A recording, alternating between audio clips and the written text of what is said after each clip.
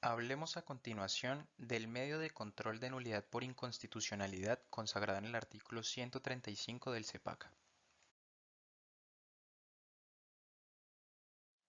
Respecto a este, bien cabe resaltar que es ese carácter constitucional el que resulta diferenciado respecto a otros medios de control, como por ejemplo los consagrados en los artículos siguientes. Debemos mencionar entonces que son dos aristas fundamentalmente las que nutren dicha particularidad. En primer lugar, tenemos la ateniente al Consejo de Estado, y es que como bien es sabido, este es el órgano de mayor rango de la Jurisdicción Especial Administrativa, más no constitucional. Sin embargo, no por ser así las cosas, este se encuentra excluido de conocer de temas de carácter constitucional. Esto, fruto de nuestra Carta Magna, en donde se atribuyen responsabilidades atenientes a velar por el amparo y protección de lo allí estipulado ante cualquier signo de contradicción a la misma. Es en este momento donde el Consejo de Estado, actuando en pro de la Constitución, se reviste con facultades propias de la jurisdicción constitucional, tal y como lo haría un juez de jurisdicción ordinaria al conocer de una acción de tutela. Como segunda arista, tenemos el carácter inconstitucional que debe presentar un determinado acto, es decir, que contraríe la Constitución política en virtud de lo que en él se estipula. Pero, ¿ante qué tipo de acto? Pues bien, debemos estar ante un acto general, claramente no particular, proferido por el Gobierno Nacional, o bien un acto general proferido por autoridad distinta al Gobierno Nacional, con la particularidad de que la Constitución debe señalar de manera expresa a dicha autoridad. Ejemplo de ello tenemos al Consejo Nacional Electoral. ¿Qué habilita a que haya lugar a este medio de control? Pues bien, debemos estar necesariamente ante una infracción directa, pero ¿cómo saber si es directa o no? Para dar respuesta a ello, debemos entender que una infracción indirecta es aquella donde, entre la Constitución y el acto, media la ley. Por tanto, una infracción directa será aquella donde de manera inequívoca se transgrede un precepto constitucional sin mediación de uno legal. Para adelantar este medio de control, cuenta con legitimación por activa cualquier ciudadano que lo considere pertinente, pudiendo actuar por sí o por medio de representante.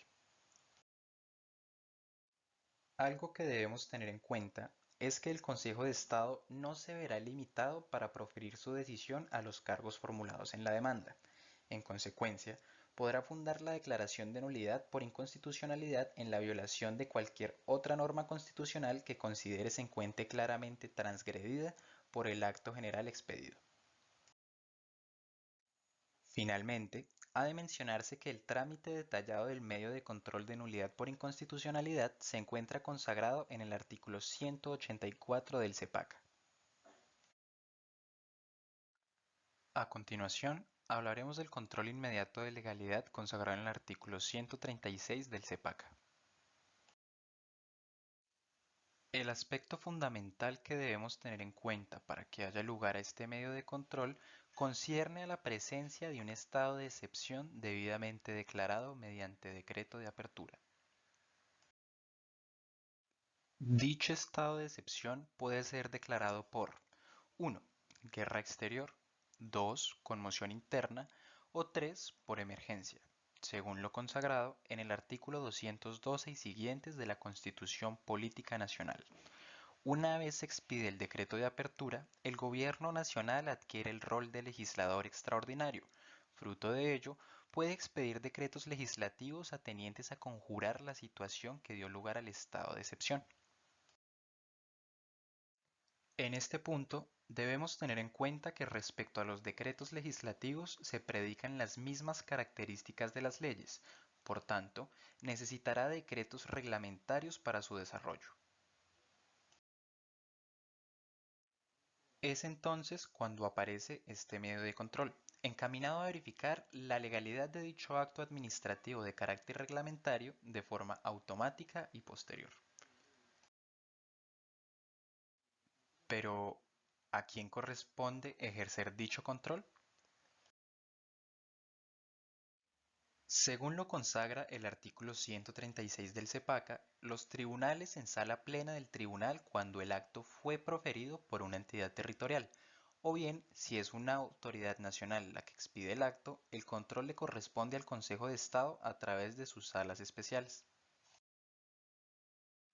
Finalmente, cabe resaltar que el artículo 185 del Código de Procedimiento Administrativo y de lo Contencioso Administrativo consagra el trámite del control inmediato de legalidad.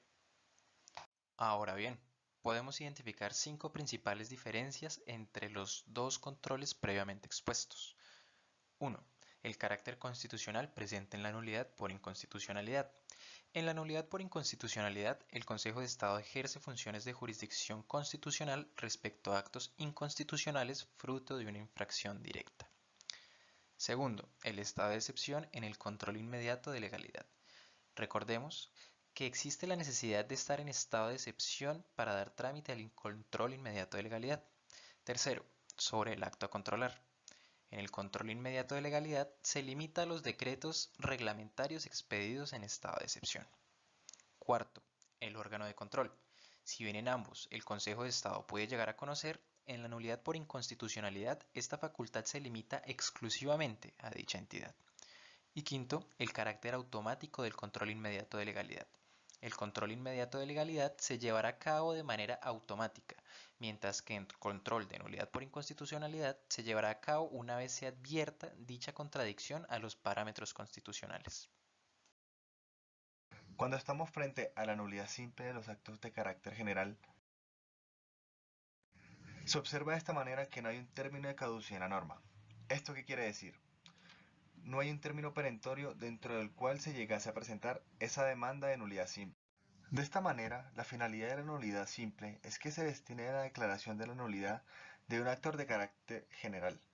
Pero, ¿qué pasa cuando ese acto administrativo general afecta a personas de manera individual?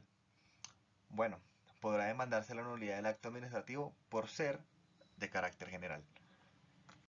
La decisión que adopte el juez contencioso administrativo también debe cuestionar la legalidad de ese acto administrativo, o sea, buscar que se intente desvirtuar la presunta legalidad de este mismo.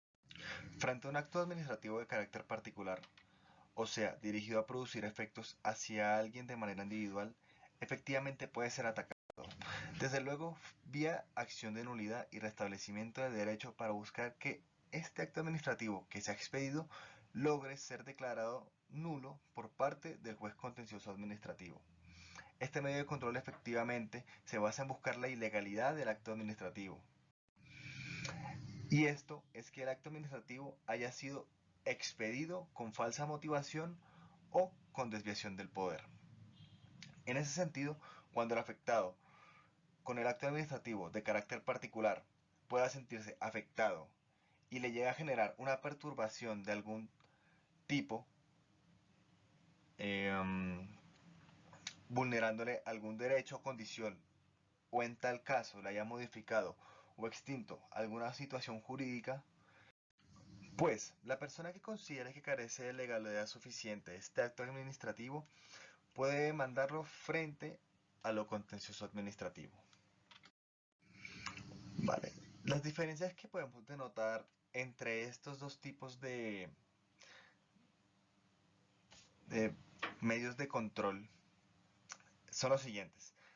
Tanto la nulidad simple como la nulidad y restablecimiento del derecho buscan lo mismo. Sin embargo, es el contenido y la finalidad del acto administrativo o a quien persigue este mismo buscar si cambia la naturaleza de cada uno de esos medios de control. Y debemos dejar claro que ambos buscan que el acto sea retirado del ordenamiento jurídico, así perdiendo eficacia y vigencia. Los puntos que tuvimos en cuenta para nuestra reflexión es que el fruto de estos medios de control los podemos evidenciar con una clara intención de preservar y garantizar la democracia instaurada en nuestro país, dejando absolutamente de lado tiempos aquellos donde el gobierno se pronunciaba y nadie se encontraba capacitado para cuestionarle. No solo es importante la preservación del mecanismo como estos, sino, además, la naturaleza donde derivan su existencia, ya sea la especial necesidad de protección a nuestra carta política para que ésta no sea un texto del montón, o bien el control permanente a las actuaciones del gobierno en pro de verificar su no contrariedad a nuestro ordenamiento jurídico que tantos años nos ha llevado a construir. Es claro que estos medios pretenden proteger la integridad de los afectados por dichos actos administrativos, ocasionando de esta manera que la protección del individuo en Colombia pueda darse efectivamente, evitando de esta manera ser una polarización y desviación del poder. Muchas gracias, esta fue nuestra presentación, que tengan muy feliz día.